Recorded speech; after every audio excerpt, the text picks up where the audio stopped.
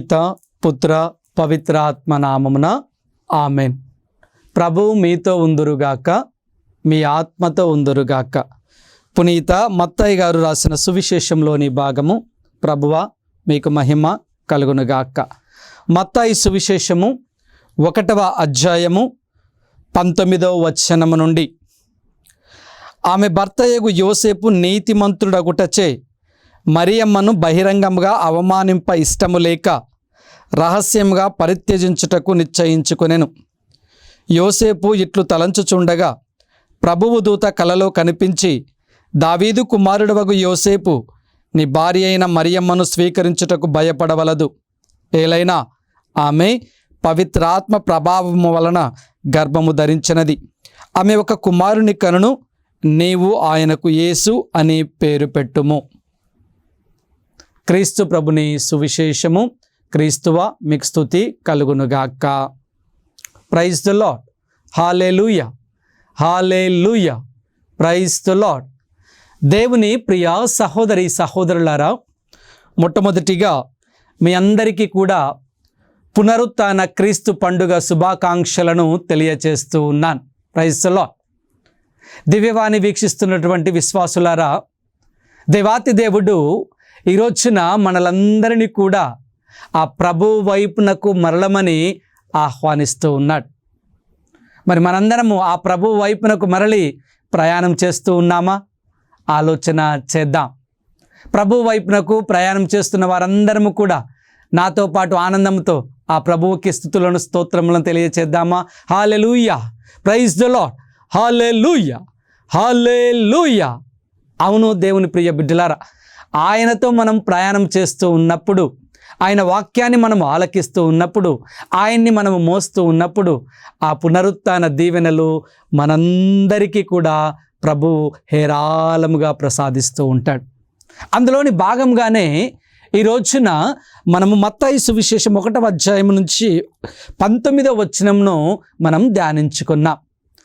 ఎందుకు ప్రత్యేక విధముగా ఈ నెల మొదటి శుక్రవారం రోజున యోసేపు గారిని గురించి తీసుకున్నాం అంటే, నిన్నటి దినాన కార్మికుల దినోత్సవమును మనము కొనియాడి ఉన్నాం, మేడే అంటూ ఉన్నాం.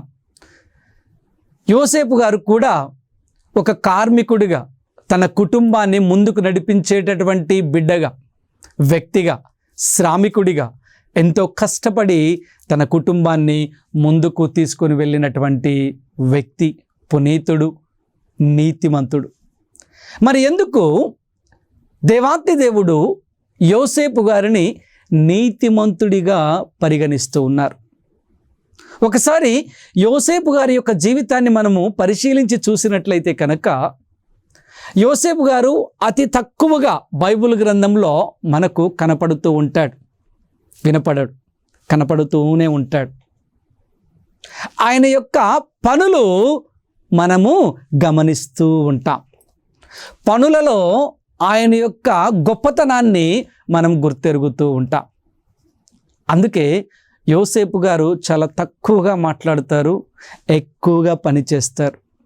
దేవుని ప్రియ బిడ్డలారా, మన జీవితాల్లో కూడా యోసేపును పోలి జీవించాలి అని, ఎక్కువ పని చేస్తూ తక్కువ మాట్లాడుతూ ఆ దేవునికి దగ్గరగా రావటానికి ప్రయత్నం చేయాలి ప్రియా స్నేహితులారా.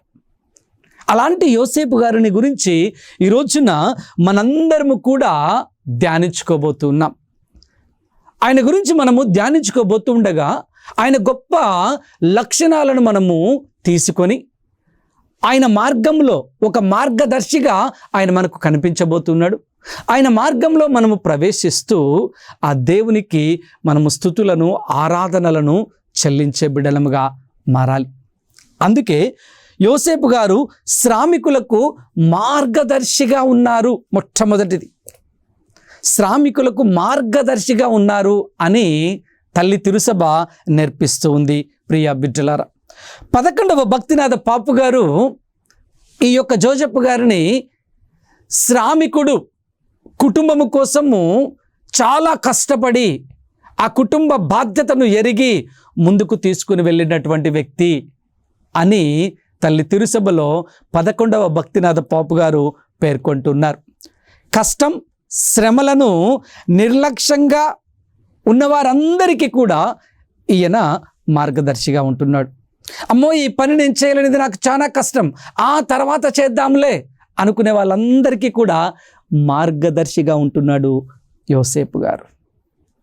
ఏ పని ఇచ్చినా ఆయన పనిలో 100కు 100% ఆయన తన మనస్సును, తన శరీరాన్ని, తన తెలివిని అంతటిని లగ్నం చేసి ఆ పనిని పూర్తి చేసేవాడు. అందుకే ఆయన శ్రామికులకు మార్గదర్శిగా నిలుస్తూ ఉన్నాడు. ప్రియబిడ్డలారా, ఈ రోజున మనం చూస్తూ ఉన్నాం, ప్రస్తుత కాలంలో ఎక్కడ ఉచితంగా ఏమి దొరుకుతుంది అని ప్రయాణం చేస్తాం. మన ఒళ్ళు అలవద్దు, కానీ మనమంతా హాయిగా ఉండాలి అనే లోకంలో బ్రతుకుతూ ఉన్నాం ప్రియ బిడ్డలారా. అప్పుడు యోసేపు గారి యొక్క మార్గంలో నడిచిన వాళ్ళం అవుతామా? ఆలోచన చేద్దాం. ఆయన మొద్దు కష్టం చేసేవాడు. ఆ కష్టం ఎందుకోసం అంటే కుటుంబం కోసం. ఆ కష్టం ద్వారా ఆయనకేం తెలుస్తుందంట, ఆ కుటుంబాన్ని ముందుకు ఎలా తీసుకొని పోవాలి, ఎలా కుటుంబాన్ని పోషించుకోవాలి, కుటుంబాన్ని ఎలా ఆనందంగా చూసుకోవాలి అని ఆ కష్టం ద్వారా నేర్చుకున్నాడు. కాబట్టి ఎంతోమంది శ్రామికులకు జోజప్ప గారు ఈ రోజున ఎలా ఉన్నారు? ఆదర్శంగా ఉన్నారు. మన కుటుంబాల్లో మనం ఒక్కసారి మన జీవితాలను తొంగి చూసినట్లయితే ఎక్కడ ఏం ఫ్రీ దొరుకుతూ ఉంది, ఎవరు ఏమి ఇస్తారు, ఎక్కడికి వెళితే ఏం ఉచితంగా దొరుకుతూ ఉంది అనే ఆలోచనలో, భ్రమల్లో పడి సొసైటీతో పరిగెడుతున్నాం, లోకంతో పరిగెడుతున్నాం. కానీ మన ఒళ్ళు అలవద్దు, మన ఒళ్ళుకు చెమట పట్టొద్దు, మన బుర్రకు వేడి పుట్టొద్దు అనుకుంటూ మనము ఏం చేస్తున్నాం? మన పనిని, మన తెలివిని, మన కష్టాన్ని, మన బలమును వృధా చేసుకుంటూ ఉన్నాం ప్రియ బిడ్డలారా. ఇలా వృధా చేసుకుంటున్నప్పుడు ఏమవుతుందంట? ఒళ్ళు సోమరితనానికి గురి అవుతూ ఉంటుంది. సోమరితనానికి గురి అవుతూ ఉన్నప్పుడు పని చేయాలనే ఆలోచన రాదు. పని చేయాలి అనే ఆలోచన లేనప్పుడు కుటుంబాన్ని ముందుకు తీసుకొని పోలేము. కుటుంబాన్ని ముందుకు తీసుకొని పోలేనప్పుడు ఏం జరుగుద్దంట? కుటుంబంలో కలతలు అనేవి ప్రారంభమవుతాయి ప్రియ బిడ్డలారా. చూసారా, మనము ఒళ్ళు అలవకుండా పని చేస్తే కనుక, ఏదో ఎవరో వస్తారు, ఏదో ఇస్తారు అని ఆలోచనలో, భ్రమల్లో బ్రతికితే కనుక మనం ఏమవుతుందంటే మన కుటుంబం కలతలకు గురి అయి ఒకరిలో మధ్య ఒకరికి భేదాభిప్రాయాలు వచ్చి దూరం అయిపోతూ ఉంటాం. ఆలోచన చేద్దాం. జోజప్ప గారు ఈ రోజున మనందరికీ నేర్పిస్తున్నారు. మనము కష్టపడి పని చేయాలని నేర్పిస్తున్నాడు. కష్టానికి తగిన ప్రతిఫలము దేవుడు ఇస్తాడు అని ఆయన మనకు నేర్పిస్తున్నాడు. ఆదికాండము 26వ అధ్యాయం 12వ వచనంలో దేవాతి దేవుడు చాలా చక్కగా తెలియపరుస్తున్నాడు. నేను మా కుటుంబ ప్రార్థనలకు వెళ్ళినప్పుడు తప్పకుండా ఈ మాటను కోట్ చేస్తూ ఉంటాను. ఆదికాండం 26:12 ఈసాకు ఎదపెట్టగా 100 ప్రతిఫలాన్ని దేవుడిచ్చాడు అని.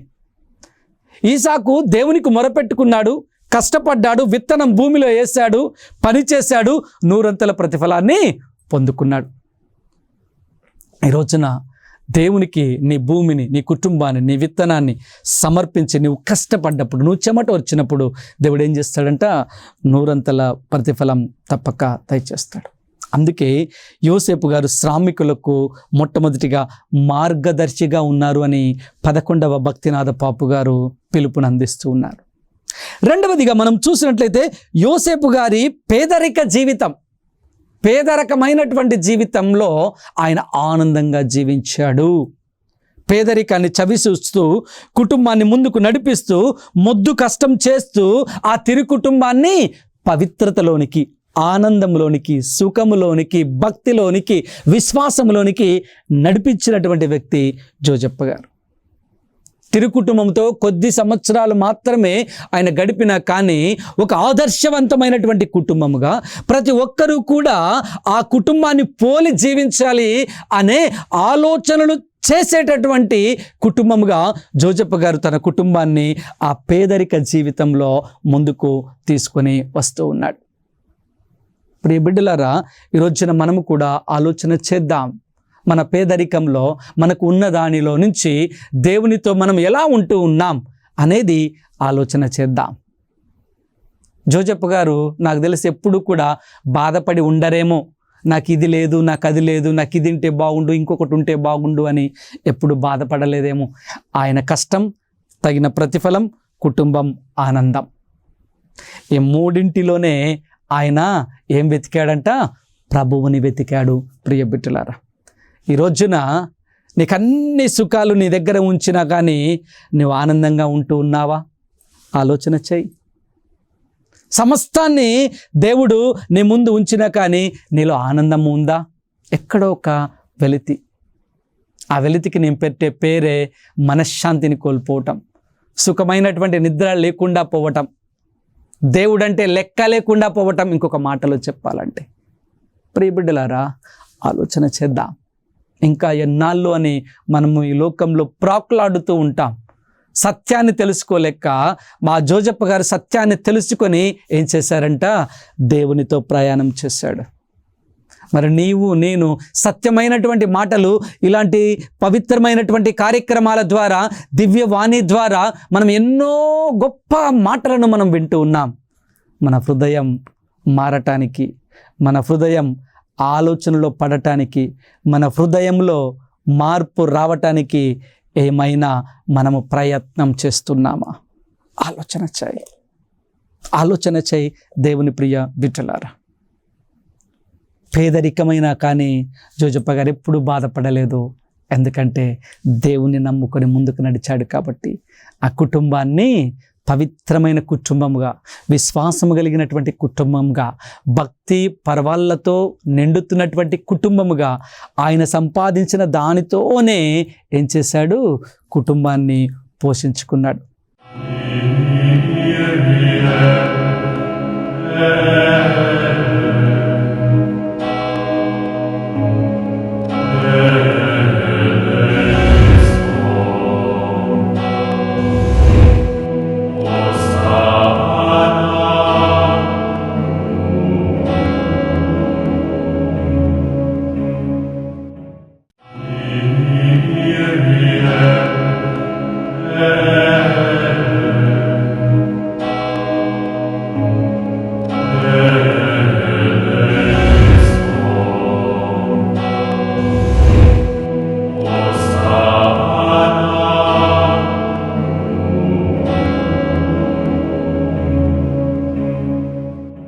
ఈ రోజున నీవు నేను మనందరం మనం కష్టపడి సంపాదించిన దానితో మన కుటుంబాన్ని గడుపుతూ ఉన్నామా? కుటుంబాన్ని పోషిస్తూ ఉన్నామా? మనం కష్టపడి సంపాదించిన దానితో మనము ఆ యొక్క కుటుంబంలో సంతోషము వైపునకు నడిపిస్తున్నామా? ప్రార్థన వైపునకు నడిపిస్తున్నామా? ప్రభువా, నీ ఆలోచన ద్వారా, నీ శక్తి ద్వారా నేను కష్టపడ్డాను, నువ్వు ఇచ్చిన ఫలితాన్ని బట్టి నీకు వందనాలు అని తెలియపరుస్తూ ఒక ప్రార్థన కుటుంబంగా నీ కుటుంబం మారుతుందా? జోజప్ప గారు మనకు నేర్పిస్తున్నారు. పేద కుటుంబం అయినప్పటికీ ఆయన దేవుని మీద ఆధారపడ్డాడు, తన శరీరాన్ని పనిలో ఉంచాడు, తర్వాత విశ్వాసంలో ఆయన నడిచాడు, చివరిగా ఆనందాన్ని చవి చూశాడు. ప్రియ బిడ్డలారా, ఈరోజున నీవు కూడా ఏం చేయాలంట? దేవుని మీద ఆధారపడుతూ ఆయన శక్తిని నీవు పొందుకొని నీ యొక్క శరీరాన్ని పనిలో అలసింపచేసి నీవు దేవుడిచ్చిన ప్రతిఫలము ద్వారా ఆనందముతో ఆ విశ్వాసములో బలపడి ప్రభువునకు వందనాలు చెప్పే కుటుంబంగా నీ కుటుంబం మారాలి అని ఈ రోజున జోజప్ప గారు నీకు, నాకు, మనందరికీ నేర్పిస్తున్నాడు. ప్రియ బిడ్డలారా, మూడవదిగా యోసేపు గారి బాధ్యతాయుతమైనటువంటి జీవితం. ఏంటి ఆ బాధ్యతాయుతమైనటువంటి జీవితం? చిన్న కుటుంబమైన భక్తితోనూ బాధ్యతాయుతంగా కష్టాన్ని చవిచూస్తూ ఆనందంలో జీవించాడు. ఏంటి ఆ బాధ్యత అంటే?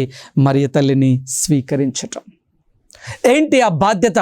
కలలో ఏదైతే మాట ఆయన విన్నాడో, దేవుని స్వరాన్ని విన్నాడో, ఆ స్వరానికి కట్టుబడి ఉండటం బాధ్యత. దేవుని ప్రియ బిడ్డలారా, ఈ రోజున నీ బాధ్యత ఏంటి? తండ్రిగా నీ బాధ్యత ఏమిటి? తల్లిగా నీ బాధ్యత ఏమిటి? భర్తగా నీ బాధ్యత ఏమిటి? భార్యగా నీ బాధ్యత ఏమిటి? పిల్లలుగా పిల్లల బాధ్యతలను గుర్తు చేస్తూ ముందుకు నడిపిస్తూ ఉన్నావా? ఆలోచన చేయాలి. పిల్లల్ని విశ్వాసంలో ముందుకు నడిపించటం అతి ప్రధానమైనటువంటి బాధ్యత. దాని తర్వాతే చదువు, ఇంకా మిగిలినవన్నీ కూడా. కానీ మనము చదువు చదువు చదువు అని ప్రాముఖ్యత చదువుకి ఇస్తూ ఉన్నాం, విశ్వాసాన్ని వెనక్కి నెడుతూ ఉన్నాం. చదువు ప్రాముఖ్యమే కాదనటం లేదు. చదువు కంటే ముఖ్యమైనది ఏమిటో తెలుసా? విశ్వాసం, దేవుణ్ణి తెలుసుకోవటం, దేవుని మీద ఆధారపడటం నేర్చుకోవటం. ఆయన మీద ఆధారపడటం ఎప్పుడైతే పిల్లలు నేర్చుకుంటారో తల్లిదండ్రుల ద్వారా, అప్పుడు ఆ బాధ్యత వారికి తెలిసి ముందు దేవునికి స్తోత్రములను సమర్పించి ఆ తర్వాత వారు చదువులో గనక వారి మనసును లగ్నము చేసినట్లయితే, yes, they will win in their life, my dear brothers and sisters. కానీ మనము చదువు చదువు చదువు అని చెప్పేసి పిల్లల్ని ఏం చేస్తాము? ముందుకు నడుతూనే ఉంటాము. విశ్వాసంలోనికి తీసుకురావటానికి అతి కొద్ది తల్లిదండ్రులు ప్రాధాన్యత చూపిస్తారు. మా వరంగల్ డయాసిస్లో FCT స్కాలర్షిప్ అని ఇస్తూ ఉంటారు పిల్లలకి. జపాలు చెప్తే ఏదో కొద్దిగా సాయం చేస్తారు, వాళ్ళ కొద్ది ఫీజు మందం లేదా పుస్తకం మందం అని. ఈ ఎండల కాలంలో పిల్లలకు ఎగ్జామ్ ఉంటుంది. ఎగ్జామ్కి భయపడుతూ ఉంటారు. చిన్న చిన్న జపాలు చెప్పడానికి చాలామంది పిల్లలు భయపడుతూ ఉంటారు. వేరే కోచింగ్లకి వెళ్ళి ఫ్రీగా ఎంతైనా ఖర్చు పెట్టి వెళ్ళిపోతూనే ఉంటారు. మళ్ళీ తల్లిదండ్రులు రికమెండేషన్స్తో వస్తారు. మా పిల్లలకి ఎగ్జామ్ ఉందండి, మేము పండగకి వెళ్తున్నామండి, మాకు ఇంకొకసారి టైం ఇవ్వరా అండి, ఈ రోజున మేము జపాల పరీక్షకు రాలేమండి. పిల్లలు, తల్లిదండ్రులు అందరూ ఏమవుతున్నారు? జపాలకి వెనుక చూపుతూ ఉన్నారు. ఇప్పుడు బిడ్డలారా, వరంగల్ డయాసిస్ పిల్లల కోసము ఒక మంచి కార్యక్రమాన్ని, ఈ యొక్క జపాల కార్యక్రమాన్ని ఏర్పాటు చేస్తున్నప్పుడు ఆ ఒక్కరోజు వచ్చి ఆ దేవుని యొక్క మాటలను మాట్లాడటానికి భయపడుతున్నారు. ఎందుకంటే తల్లిదండ్రులే బాధ్యతను పాటించలేకపోతున్నారు. తల్లిదండ్రులే మనం ఫంక్షన్కి పోదాం, తర్వాత ఫాదర్కి చెప్దాంలే అన్నట్టుగా తల్లిదండ్రులే పిల్లలను కొన్ని సందర్భాల్లో పాడు చేస్తూ ఉన్నారు. ఆలోచన చేద్దాం దేవుని ప్రియ బిడ్డలారా. ఇంకా రకరకాల డయాసిస్లో రకరకాలైనటువంటి కార్యక్రమాలు చేపడుతూ ఉంటారు పిల్లల కోసం. కానీ ఎక్కడ మనము ఆ విశ్వాసంలో కానీ, ఆ భక్తిలో కానీ, ఆ గుడిలో కానీ ఎక్కడైనా ముందు చూపిస్తున్నామా అంటే తల్లిదండ్రులు వాళ్ళ బాధ్యతను పిల్లల పట్ల ఫెయిల్ అవుతున్నారని ఖచ్చితంగా చెప్పగలను దేవుని ప్రియ బిడ్డలారా. కానీ యోసేపు గారు అలా చేయలేదు.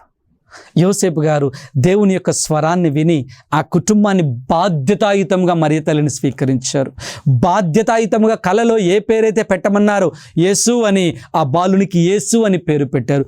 బాధ్యతాయుతంగా కుటుంబాన్ని ప్రతి అలజడి నుంచి, ప్రతి కష్టం నుంచి, ప్రతి చలి నుంచి, ప్రతి వేడి నుంచి, ప్రతి అపాయము నుంచి జోజప్ప గారు కాపాడుకుంటూ వచ్చారు. దేవుని ప్రియ బిడ్డలారా, ఈరోజున నీ కుటుంబం ఎందుకు నీ బిడ్డలు వినలేకపోతున్నారు? ఎందుకు భార్యాభర్తలు మనస్పర్ధలు అంటే విశ్వాసంలో బలపడలేకపోతున్నాం, దేవాలయానికి రాలేకపోతున్నాం. ఆ మనసులో ఉంటే చాలదా అంటాం కొంతమందిమి. చాలదు దేవుని ప్రియ బిడ్డలారా, మనసులో ఉన్నది ఆచరణలోనికి రావాలి. అప్పుడే దేవుని యొక్క విలువ మనకు తెలుస్తూ ఉంది. కొంతమంది పూజ లేకపోతే ఏమవుతుందిలే అంటారు. పూజ విలువలు మనకు తెలియదు. ఆ యొక్క ప్రతిఫలాలు మనము తెలుసుకోలేకపోతున్నాం. ఆ గొప్పతనం, ఆ బలిలోని గొప్పతనము మనం గ్రహించలేకపోతున్నాం. కాబట్టి ఆ పరిశుద్ధ బలి యాగం యొక్క గొప్ప విలువ మనకు తెలియదు. అందుకే పూజ లేకపోతే ఏమైందిలే, గుడికి రాకపోతే ఏమవుతుందిలే, హృదయంలో ఉంటే చాలు కదా అన్నట్లుగా మాట్లాడుతూ ఉంటాం. ప్రియ బిడ్డలారా, బాధ్యతాయుతము లేనటువంటి మాటలు, జీవితాలు. అందుకే బయటికి మేడి పండులాగా కుటుంబం అవుపడ్డా లోపలంతా పురుగులు, బాధ, కన్నీరు, కష్టం, ఏవో ఆలోచనలు. భర్తకు తెలియకుండా భార్య, భార్యకు తెలియకుండా భర్త, పిల్లలకు తెలియకుండా తల్లిదండ్రులు, తల్లిదండ్రులు పిల్లలు, ఈ విధముగా విచ్ఛిన్నంగా. కానీ బయటికి మాత్రం మేడి పండు చూడు మేలిమయ్యుండులాగా అవపడుతూ ఉంటారు. బాధ్యతను సక్రమంగా నెరవేర్చినప్పుడు మాత్రమే ఆ కుటుంబం నిలబడుతుంది. ప్రియ బిడ్డలారా, ఆ బాధ్యత కూడా ఆ యేసులో, ఆ విశ్వాసంలో ఆ పిల్లల్ని ఏం చేయాలి? గుడికి తీసుకుని రావాలి. ఇంకా కొంతమంది పిల్లలు తల్లిదండ్రులతో పాటు వెనకనే కూర్చుంటారు, తల్లిదండ్రులతో పాటు లేటుగా వస్తారు. నేను చూస్తాను మా విచారణలో, తల్లిదండ్రులతోనే ఎంత చెప్పినా కానీ అక్కడే ఉంటారు, ముందుకు రారు. అందుకే మా విచారణలో చెప్పడం కూడా మానేశాను. ఇప్పుడు బిడ్డలారా, మన బాధ్యత ఏమిటి? పిల్లల నుంచి మీరు వెళ్ళి ముందు కూర్చోండి అని. మీకంటే తల్లిదండ్రుల కంటే పిల్లల ముందు ఒక 10 నిమిషాల ముందు దేవాలయంలోనికి రావాలి. ఇది బాధ్యత. నువ్వు ఫెయిల్ అవుతూ, నీ కుటుంబాన్ని ఫెయిల్ చేస్తూ, చివరికి దేవుని దగ్గర కూడా ఏమవుతున్నాం? ఫెయిల్ అవుతున్నాం. ఈ వాక్యాన్ని వింటున్నటువంటి ప్రతి బిడ్డ కూడా ఈ రోజున ఆలోచన చేయాలి. ఎక్కడ నీ బాధ్యత, ఎక్కడ వరకు నీ బాధ్యతను నెరవేర్చగలుగుతున్నావు, ఎందుకు నెరవేర్చలేకపోతున్నావు ఆలోచన చేసి జోజప్ప గారిని స్ఫూర్తిగా మాధురంగా తీసుకొని ఏం చేయాలి? నీ బాధ్యతను నీవు నెరవేర్చాలి. 3వది. 4వదిగా దేవుని ప్రియ బిడ్డలారా, యోసేపు గారి విధేయతతో కూడినటువంటి జీవితం. విధేయత. ఎవరికి విధేయించాడు? దేవాతి దేవునికి విధేయించాడు. ఆయన రహస్యముగా మరియ తల్లిని వదిలించుకోవాలని చూస్తున్నాడు. ఎందుకు? వివాహం అయింది కానీ వారు కాపురము చేయకముందే గర్భం ధరించింది అని విన్నాడు. అమ్మో, ఈమె నాకొద్దు, నలుగురిలో తెలిస్తే గనుక ఈమెను రాళ్లతో కొడతారు, అది కూడా నాకొద్దు, చిన్నగా ఎవ్వరికి తెలియకుండా నా దారిని నేను చూసుకుంటాను అనే ఆలోచనలు చేస్తూ ఉన్నాడు దేవుని ప్రియ బిడ్డలారా. కానీ విధేయత కలిగినటువంటి వాడు కాబట్టి, దేవుని మాటను శిరస వహించాడు కాబట్టి, దేవుని యందు విధేయతను ప్రదర్శించాడు కాబట్టి మరియ తల్లిని ప్రేమతో స్వీకరించాడు. ప్రేమతో ఆ దేవుని మాటలన్నిటినీ విధేయించి ముందుకు నడిచాడు. ప్రియ బిడ్డలారా, మరి నీవు నేను ఎంతవరకు మనము విధేయులుగా ఉంటూ ఉన్నాం? దేవునికి విధేయులుగా, తల్లిదండ్రులకు విధేయులుగా, పెద్దలకు, గురువులకు విధేయులుగా మనం ఉంటూ ఉన్నామా లేదా ఆత్మ పరిశీలన చేయాలి. ఎప్పుడైతే మనలో ఆ విధేయత, ఆ ఒబీడియన్స్ అనే తత్వం మనలో లేదో అప్పుడు మన యొక్క క్యారెక్టర్ కూడా పరిగణింపబడుతూ ఉంటుంది.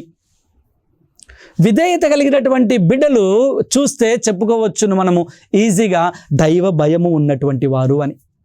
విధేయత లేనటువంటి వారిని ఈజీగా చెప్పవచ్చు, వీళ్ళకు దేవుడు అంటే భయం లేదు, లోకాన్ని చూస్తున్నారు, లోకంలో ఉన్నటువంటి డబ్బుని, సంపదలను, వాటిలను చూస్తూ గర్వంతో బతుకుతున్నారని చెప్పవచ్చు.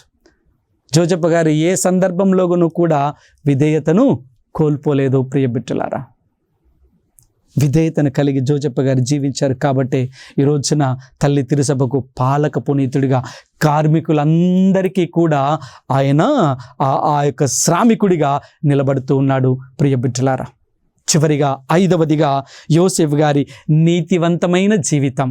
ఏంటంటే ఈ పైన ఉన్నటువంటి 4 లక్షణాలు ఆయనలో ఉన్నాయి కాబట్టి దేవాతి దేవుడే స్వయంగా ఏమంటున్నాడు? మత్తయి 1:19లో ఆయన నీతిమంతుడు అంటూ ఉన్నాడు.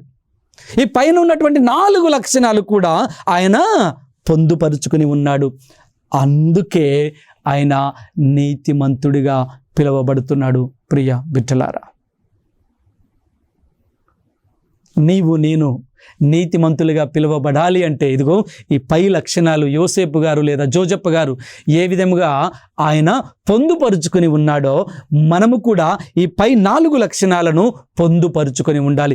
కష్టపడి పనిచేస్తూ యోసేపు గారి యొక్క మార్గంలో నడిచే బిడ్డలముగా ఉండాలి. పేదరిక జీవితాన్ని అనుభవిస్తూ ఆ కష్టంలో దేవుని యొక్క ఆ కృపను, దేవుని యొక్క ఆలోచనలను, అదే విధముగా ఆయన ప్రసాదించినటువంటి సంతోషంలో మనము రావాలి. 3వదిగా బాధ్యతాయుతమైనటువంటి జీవితాన్ని జీవించాలి. 4వదిగా విధేయత కలిగి ఎప్పుడైతే మనం జీవిస్తామో అప్పుడు నిన్ను, నన్ను, మనలందరినీ కూడా దేవాతి దేవుడు ఇదిగో ఈ బిడ్డడు లేదా ఈ కుటుంబము నీతివంతమైనటువంటి కుటుంబము, నీతివంతమైనటువంటి బిడ్డడు అని దేవుడే మనకు సర్టిఫికెట్ ఇస్తూ ఉంటాడు. లోకం మనకు కొన్ని సర్టిఫికెట్లు ఇస్తూ ఉంది. వాటి నుంచే మనం ఏమవుతున్నాము? చాలా గొప్పవారిగా తయారవుతూ ఉన్నాం, గొప్పవారిగా విర్రవీగిపోతూ ఉంటాం. ఫలానా వాళ్ళు మమ్మల్ని పిలిచి ఇలా ఇచ్చారు అని గొప్పలు చెప్పుకుంటూ ఉంటాం. ఈ సర్టిఫికెట్ మనల్ని అంత గొప్ప స్థాయిలోనికి తీసుకుని వచ్చింది అంటే ఆయనకు విధేయులమై ఆయన లక్షణాలను మనం పోలి ఉన్నప్పుడు ఎవరు సర్టిఫికేట్ ఇస్తున్నారంట? సాక్షాత్తు సృష్టికర్త మనకు సర్టిఫికేట్ ఇస్తూ ఉన్నాడు. ఆ సర్టిఫికేట్ ద్వారా మనం డైరెక్ట్గా ఆ నిత్య రాజ్యంలోనికి ప్రవేశించవచ్చు. అంత గొప్ప సర్టిఫికేట్ దేవుని ప్రియ బిడ్డలారా. కాబట్టి ఈ శ్రామికుల పండుగ రోజున జోజప్ప గారి గురించి మనము లోతుగా ధ్యానించినటువంటి మనము ఆయన లక్షణాలను పోలి ముందుకు నడిచినట్లయితే కనుక దేవాతి దేవుడు మనలందరినీ కూడా నీతివంతులమైనటువంటి బిడ్డల యొక్క లెక్కలలో చేర్చుకుంటారు. అలా చేర్చుకోవాలని ఒక నిమిషం అందరం కళ్ళు మూసుకొని ప్రార్థన చేద్దామా? మహాపరలోకపు తండ్రి, మా పరిశుద్ధుడా, పునరుత్థానుడా, నీకే వందనాలు, స్తోత్రాలు. ప్రభువా, మేము నిన్నటి రోజున శ్రామికుల దినోత్సవమును కొనియాడి ఉన్నాం. యోసేపు గారు శ్రామికునిలా కుటుంబాన్ని కష్టపడి పోషిస్తూ ముందుకు నడిపించి ఉన్నారు. పేదరికమైనప్పటికీ నీ మార్గంలో నడుస్తూ ఆనందంగా జీవించి ఉన్నారు. ప్రభువా, కుటుంబాన్ని విశ్వాసంలో నడిపించి ఉన్నారు. ఒక బాధ్యతను ఆయన ముందు ఉంచుకొని ఆ బాధ్యతలో ముందుకు నడిచాడు. సాకుడు తండ్రిగా, మరియమ్మకు భర్తగా, ఇదిగో తల్లి తిరుసభకు శ్రామికుడిగా మరి పరిచయం అవుతూ మమ్మల్ని అందరినీ కూడా తక్కువ మాట్లాడి ఎక్కువగా పని చేయండి అని నేర్పించినటువంటి గొప్ప పునీతుని యొక్క పండుగను మేము జ్ఞాపకం చేసుకొంటూ ఉన్నాం. ప్రభువా, అదేవిధంగా మేము ఈ రోజున ఆ విధేయతను కలిగి మేము కూడా జీవిస్తూ ఆ విధేయతలో ఉన్నటువంటి గొప్పతనాన్ని నేర్చుకొని మమ్మలను కూడా నీవు నీతిమంతుల లెక్కలలో పరిగణింపమని ప్రార్థన చేయుచున్నాం. జోజప్ప గారి విలువలను మేము తెలుసుకొని మరియ తల్లిని ఏ విధంగా ప్రేమతో హక్కున చేర్చుకున్నాడో మమ్మలను కూడా ప్రభువా నీ హక్కున చేర్చుకోవటానికి నిన్ను మేము తెలుసుకునే గొప్ప వరప్రసాదాన్ని మాకు దయచేయండి. కాయ కష్టం చేసి పనిచేస్తున్నటువంటి బిడ్డలందరినీ ఈ రోజున జ్ఞాపకం చేసుకొనిచున్నాం. ప్రభువా, చెమటోర్చి నా తండ్రి కష్టపడి కుటుంబాన్ని ముందుకు నడిపిస్తున్నటువంటి ఈ బిడ్డలందరినీ జ్ఞాపకం చేసుకొనిచున్నాం. ఎండనక, వాననక, చలనక, నా తండ్రి బాధలనక, నా తండ్రి జ్వరమున్న, నైనా అనారోగ్య పాలైన కొన్ని సందర్భాల్లో కుటుంబాన్ని ముందుకు నడిపించాలి అని, బిడ్డలకు బంగారు భవిష్యత్తును ఇవ్వాలి అని చెప్పి నైనా అనేక మంది తల్లిదండ్రులు కష్టపడుతూ ఉన్నారు. ప్రభు, వారందరినీ కూడా నైనా ఈ రోజున మేము జ్ఞాపకం చేసుకొంచున్నాం. మేడే సందర్భంగా నైనా శ్రామికులందరినీ ప్రభువా నీ బలమును, నీ శక్తిని ఇచ్చి వారిని ముందుకు నడిపించండి. ఉత్సాహంతో పనిచేయు నాయన ధైర్యపు నైనా ఆత్మను వారికి ప్రసాదించమని వేడుకొనిచున్నాం.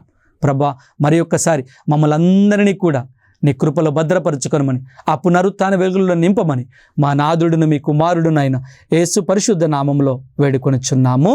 Amen, amen, amen. ప్రభువు మీతో ఉందురుగాక, మీ ఆత్మతో ఉందురుగాక. సర్వశక్తిగల సర్వేశ్వరుడు పిత, పుత్ర, పవిత్రాత్మ మిమ్మందరినీ ఆశీర్వదించి కాచి కాపాడుదురుగాక. ఆమెన్.